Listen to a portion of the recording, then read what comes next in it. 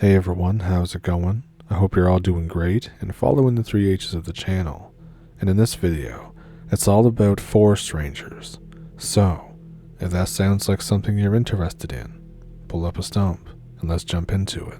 Thank you for watching. My dad was a forest ranger in Chattahoochee. A few years ago, he said that he was staying up late one night, waiting for the okay for him to go home. I can't remember the reason why though. All I remember is that he had to wait for approval by his boss.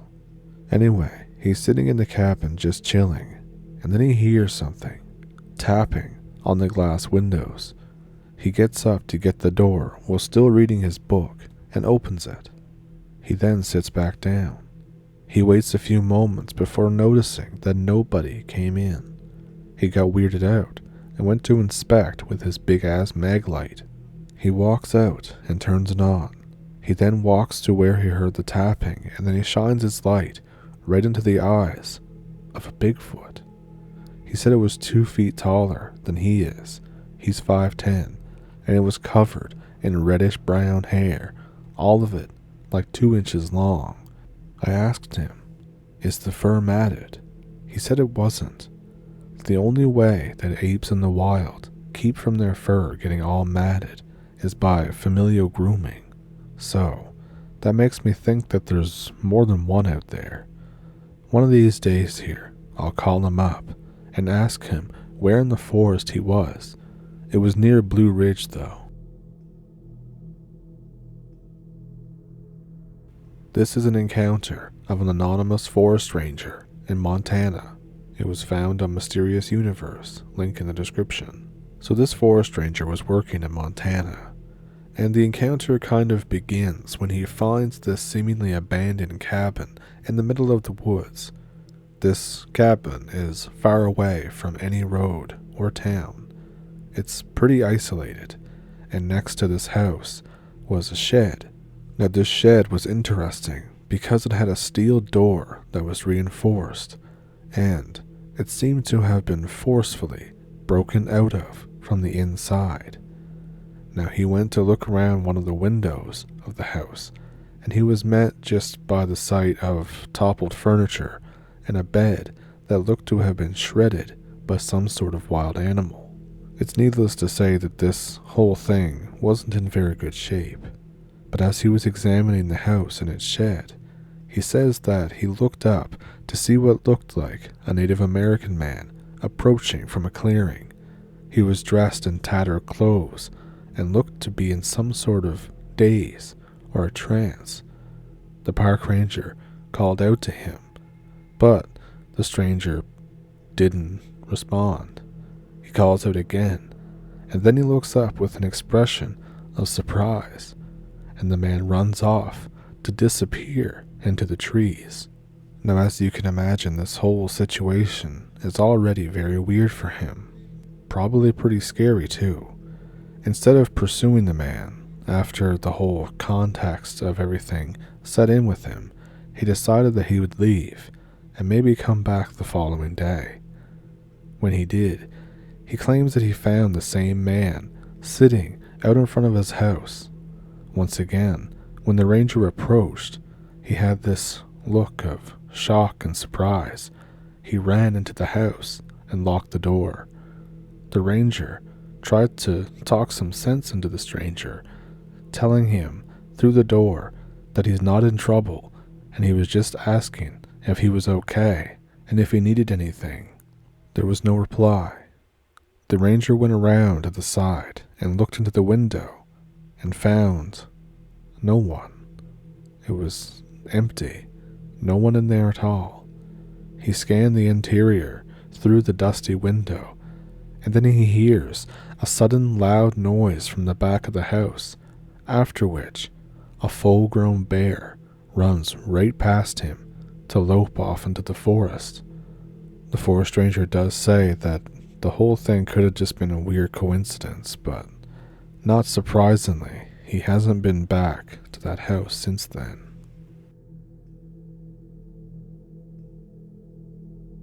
I have this story from an old park ranger that my family knows. The guy has done a lot of backwoods rescue stuff too. He said that he wouldn't talk about people ending themselves, but he would tell us other stories.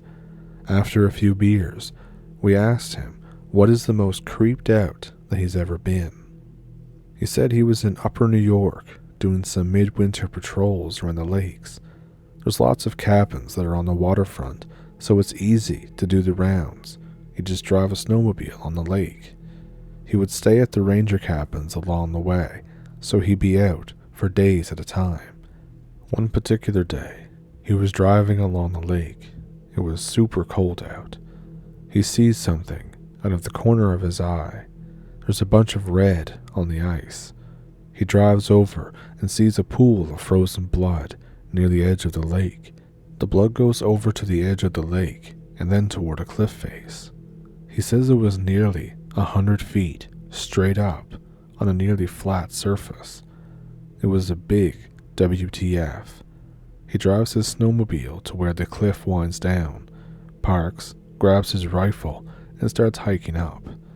He takes a few minutes of hiking, so he gets close to where the blood trail reached the cliff edge.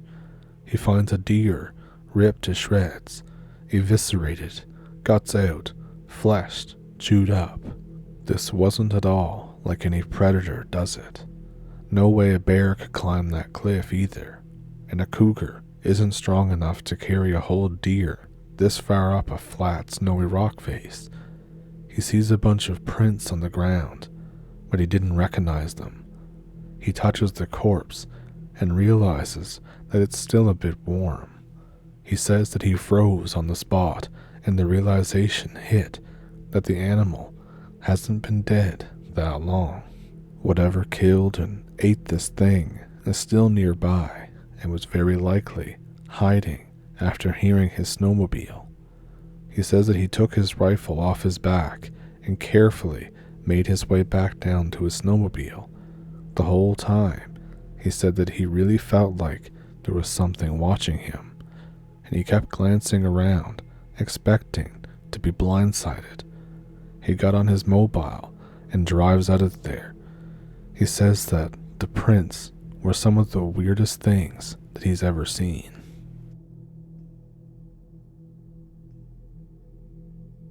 I was on a trip through western South Carolina with my wife. Last night of the trip, we're staying at some state park. There's a campsite along a creek a few miles into said park. We get to there later than expected. Probably only an hour and a half of sunlight left. We're not worried. Both of us are experienced backpackers, and we should be able to get there just about when it gets dark. We stop by and talk to the ranger to get a parking pass. It's this kind of weird, middle-aged dude.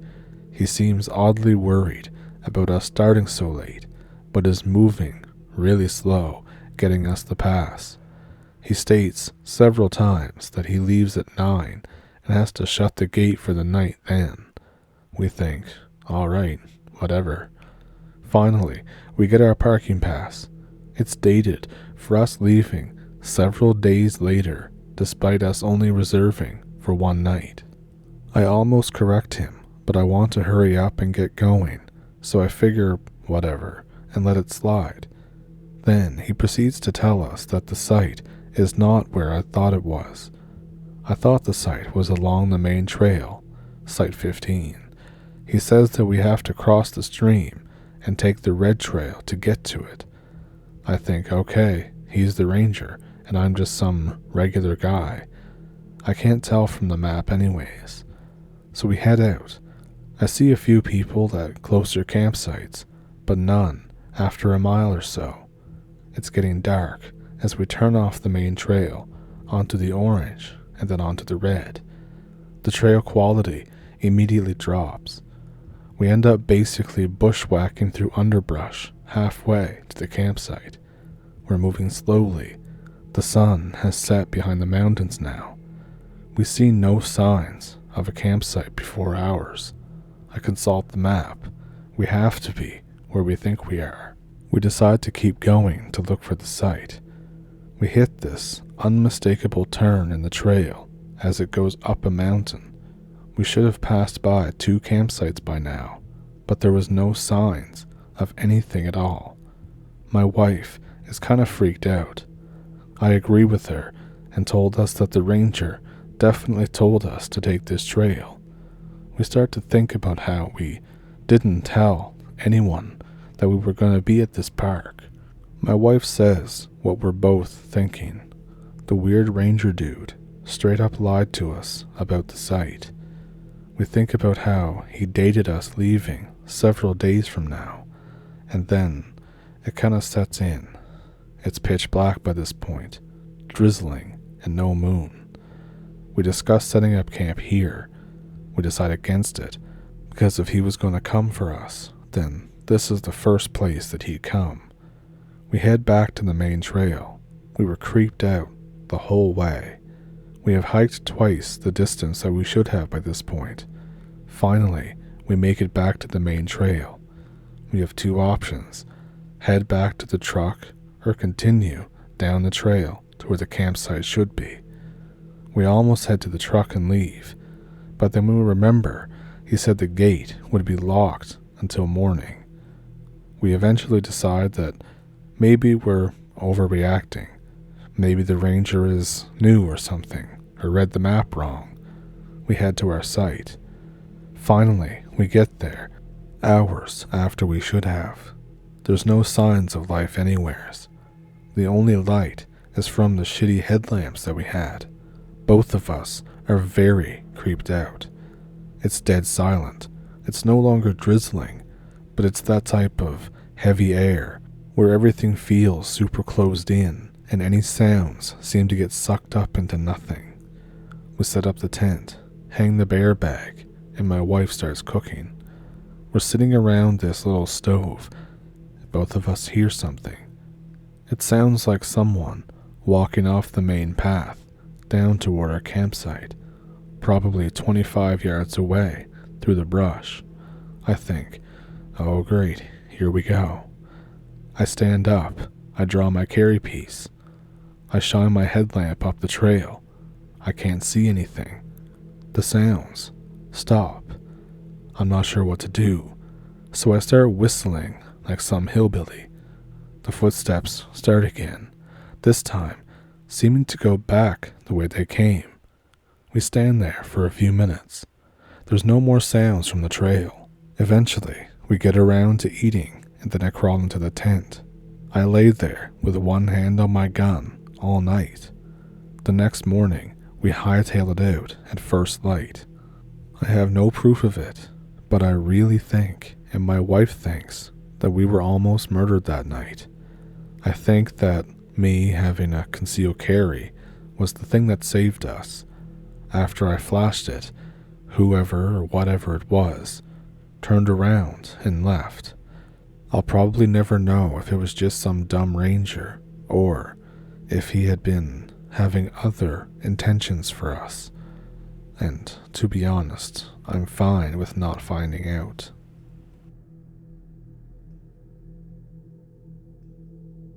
I'm a forest ranger for a large amount of dense wooded forest just north of the US border. It was 1200. I had just signed on to my shift. I get a call on the radio for a 1049, which is a missing person in my area. They were last seen wearing a sweatshirt, hiking shorts, a red backpack. He had been missing for 2 days now, and it was just reported. So I mount up, fuel up, and head out into the area that he was last known to be in. I was cruising around for about an hour and a half. I decided it would be a good idea to start out on foot, as he probably won't be on any service roads. I notify dispatch to send an additional unit. I wait for half an hour until backup arrives. He's a good guy. I enjoy working with him. We head up onto the trail that's known for people getting lost. Halfway up, it splits and goes further into the woods instead of curving around and heading back out towards the service area. So we're hiking for an hour, calling out the person's name, keeping an eye out for clues, etc. I wind around a bend and find the remains of a campsite. I shout out for my partner and the missing gentleman. My partner doesn't come around the corner. I go back around the corner. My partner isn't there. I come up on the radio saying his name. Come in. Officer, his name. Are you code 4? Nothing. Just static. I inspect the campsite. It's fairly recent, probably about a week, but no new footprints or indents in the mud surrounding the fire pit, except for animals. I decide to wait for my partner. He may have gotten lost. I try the radio again. Officer, his name. This is my name. Come in. Are you code 4? I'm looking around in the trees, listening for any sounds out of the ordinary. I wait for 45 minutes for my partner to appear. While I wait, I'm walking in this little circle around the campsite. My partner doesn't show up. Now I'm getting worried. I go back around the bend in the trail, past the little rock outcropping. I head back the way we came, and I'm looking for any sign of him. As I come up onto a hill, I hear footsteps ahead of me, boots on the rocky path. I come up on the radio again. Are you code 4? There was still nothing on the radio. I dart up ahead to get a good look at whoever is on the trail. I spot a red backpack on the guy. He seems to be walking weird, not swinging his arms, almost kind of like he's hurt or a gait. Excuse me, sir, what's your name? I'm 20 feet behind him at this point. Sir, he's still walking weird. I yell out, hey. He stops and turns around super fast. Are you? Name of the missing hiker. He just stares at me. Sir, are you? Once again, name of the missing hiker. He still doesn't speak, but he nods his head. We've been looking for you. I'm going to take you back to the trailhead. After about 40 minutes, we reach the trailhead, and me and my partner's vehicles are still there. Now, I'm going to put you on the back of my truck, and you're not under arrest, but just so you can relax and catch your breath. I try the radio again. Are you out there? Man, where are you? The radio crackles to life. This is Officer. Yes, I'm okay. I found the missing person. He's got a broken leg after falling off a small cliff. I've patched him up, and we're on our way back to the trailhead. Sorry for not responding. I was out of range. I got separated at one of the trail forks. And I think, what? I say, man, I've got the missing hiker. He's in the back of my truck right now. For the longest few moments of my life, there was silence on the other end. And then I hear, lock your truck and grab the 12 gauge from my Jeep. Why? Just do it and don't let it out of your sight. Alright. I unlock his Jeep. I grab the 12 gauge and inspect it to see if there's a round in the chamber. I calmly walk over to my truck and peek in the window. There's no one there. My truck is empty, and the cage is bent to a severe angle with my driver's side door open. I swing around the other side of my truck and peer into the cab. Empty. I close the door and climb into the bed, sitting on the roof for about an hour and a half, just absolutely in terror, until my partner came back with the injured hiker. He looks at me. You let it get away? I said, what do you mean by it, though? He said, I'll tell you later. And when we got back to the station, he never did tell me what it was, who it was, or anything that had happened.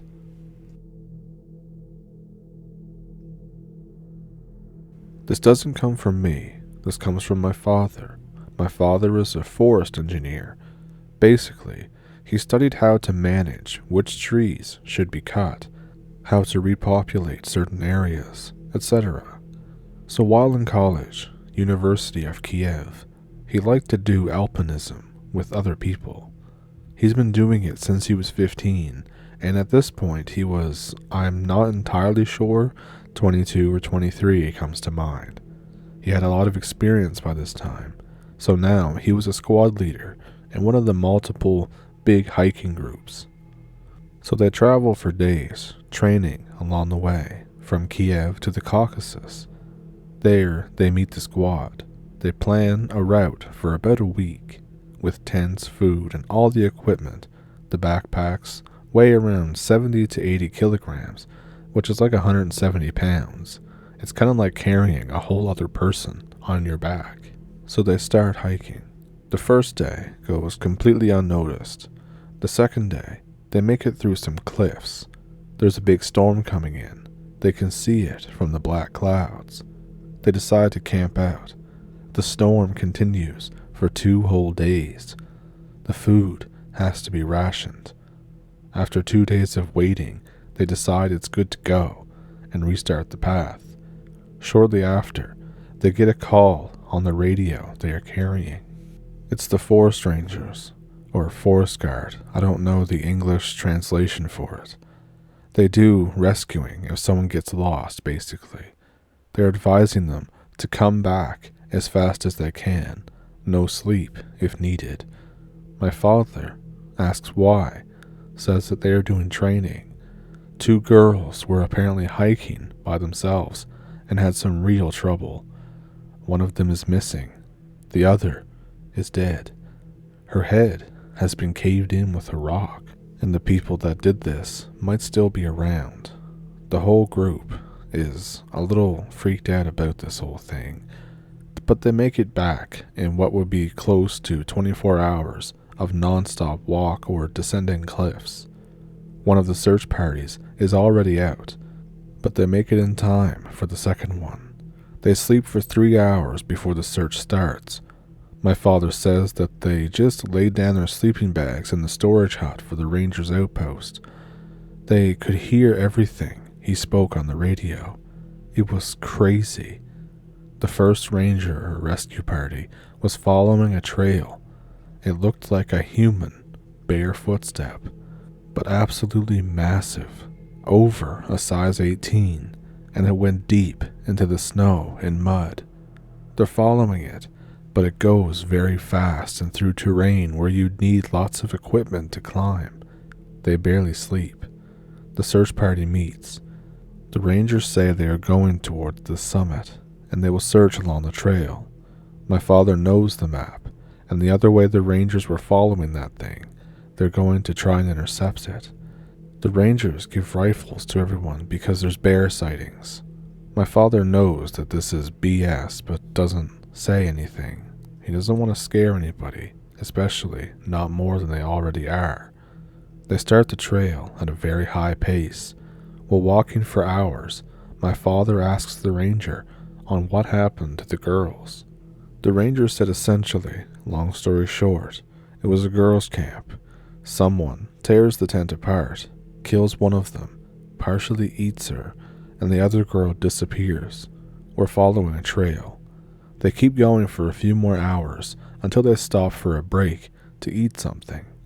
My father says that he is usually comfortable in mountains and woods, but this time he was having the creeps really bad. They're all sitting around a fire, lightly speaking and eating food, when he realizes, along with everyone else, that there's not a single sound around them. Everything got quiet really quickly. He grabs his rifle and chambers a bullet and looks out into the dark. The only thing that he can see is eyes, multiple sets of eyes reflecting off the bonfire. Some of them were very high in the air, some of them close to the ground. No wolf could ever be that tall. Bears don't stare at you like that, and there's not that many bears in one place. This is something different. Everyone takes notice. Tension grows. He's feeling pure terror, dread. He could not explain to me how scared he was. And then there's a shot. A muzzle flash illuminates the place for a split second. It's the first ranger party, but for that split second, he could see them. He explained that they all looked like very tall people, with no clothes, well over 8 feet tall. They were skinny. You could see their ribs poking out, very low body fat. They also had parts with very pronounced muscles, like the shoulders and forearms. They had very long hair that went almost to their waist, and they were all very pale. After the first shot, they scattered and leave, but they all did this without a single sound. There were up to 40 of them all around the campfire, and all of them leave without you hearing even a branch break. They meet the rangers. They found the clothes of the other girl torn apart, but no body. They all go back to camp without saying a word. My father stopped doing alpinism after that. He only started going to the mountains again about a decade and a half, because I was born. We liked hiking. We never spent the night in the forest or the mountains. We only ever hiked during the day. The missing hikers were reported as bear attack takes the lives of 2 young women. When my dad told me this as a teenager, I didn't really believe him, but when I asked my mother about it, she confirmed that my father suddenly stopped going into the mountains or woods at all, and he wouldn't talk about why. So maybe it is true. I don't know.